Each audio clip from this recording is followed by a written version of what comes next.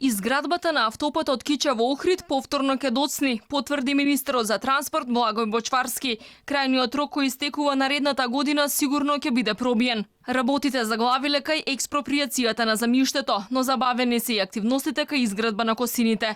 Завршени се едва и 55% од градежните работи. Бочварски засега не потврдува дали ќе има потреба да се потпишува најнов 4-ти анекс на договорот, ниту пак дали ќе требаат повеќе пари за завршување на автопатот. Тој треба да чини 600 милиони евра.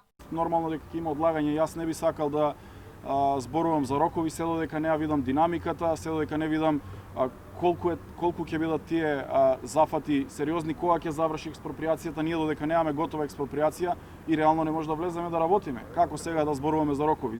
Критики за реализацијата на капиталните инвестиции стигна и од Европската комисија. Додека Европската унија планира да одвои 9 милиарди евра за Западен Балкан, се отвора дилемата колку воопшто пари може Македонија да искористи. Во последниот извештај стои дека владата лошо планира и проектира, лошо менаџира и бавно ги завршува проектите што ги започнува. Капиталните инвестиции имаат реализација од едва и 44% за 9 месеци. Министерот Бочварски се правда, годината се уште не била завршена, а не стигнале за наплата ниту фактурите на градежните компании за тоа што го сработеле летово. Во овие месеци септември, октомври, ноември и декември, кога се уште доаѓаат и фактурите и времените ситуации на градежништвото, на градежниот сектор токму од летниот период, кога се врши реализацијата и сега е момент да ја подигнеме реализацијата и да се качи процентот на реализација.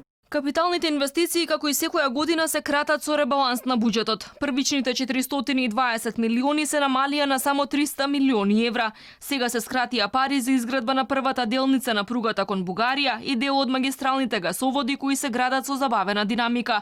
И додека голем дел од проектите тапкаат во место, компаниите бараат надлежните да ги тргнат мораториумите за градење и позабрзано да носат нови детални урбанистички планови за да забрзаат градежните работи.